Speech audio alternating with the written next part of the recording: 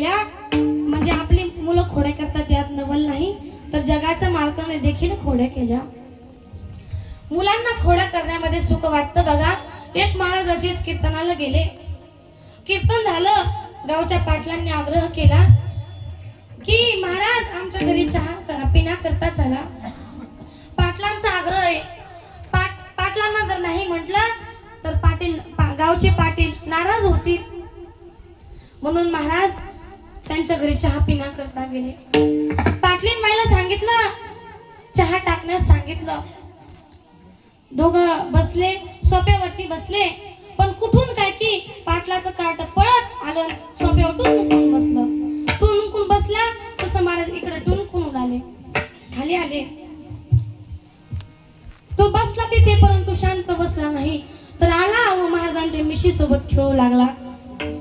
महाराज म्हटले, अहो पाटील, तुमच्या लेकराला काहीतरी सांगा, माझी मिशी तो झोका खेळतोय मिशीला. त्यावेळेस पाटील बुवा म्हणाले, महाराज खेळू द्या ना त्याला मिशीला झोका खेळण्याची सवय. तरी पण तो शांत बसे ना. चहा आला. महाराजांनी चहा बशीत ओतला, बशीत तोंडाला लावली, चहा पियायला लागले, परंतु तो मुलगा शांत बसला नाही, तर त्याने दुसरीकडून तोंड लावलं.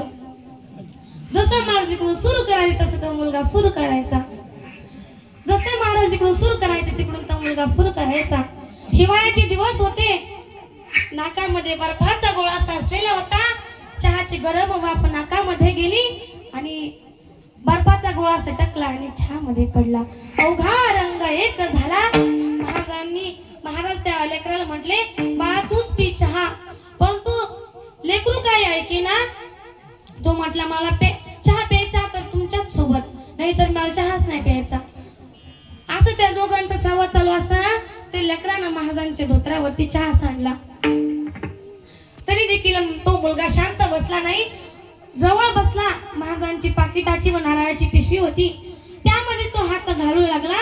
महाराजांनी त्याला हळूच एक बारीक चिमटा घेतला. महाराजांना वाटलं, आपलं जर पाकिट या लेकरांना घेतलं तर आपले गाव जायची सुद्धा पंचायत होईल. त्यावेळेस महाराजांनी पाकिट खिशात घातलं. महाराज पाटील बुवाला म्हटले, पाटील बुवा, तुम्हाला अशी सोन्यासारखी किती लेकरं आहे. असं म्हटल्यानंतर तर पाटलाच्या ताडकन 2 गोंड्या तुटल्या.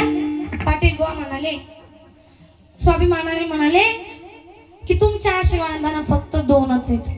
त्यावेळेस पाटील बुवा महाराज म्हटले, एक इथं आहे, दुसरा कुठं आहे. मग पाटलांनी सांगितलं की तो काय तुमच्या बाहेर बोटामध्ये पाणी ओढतोय. विठाला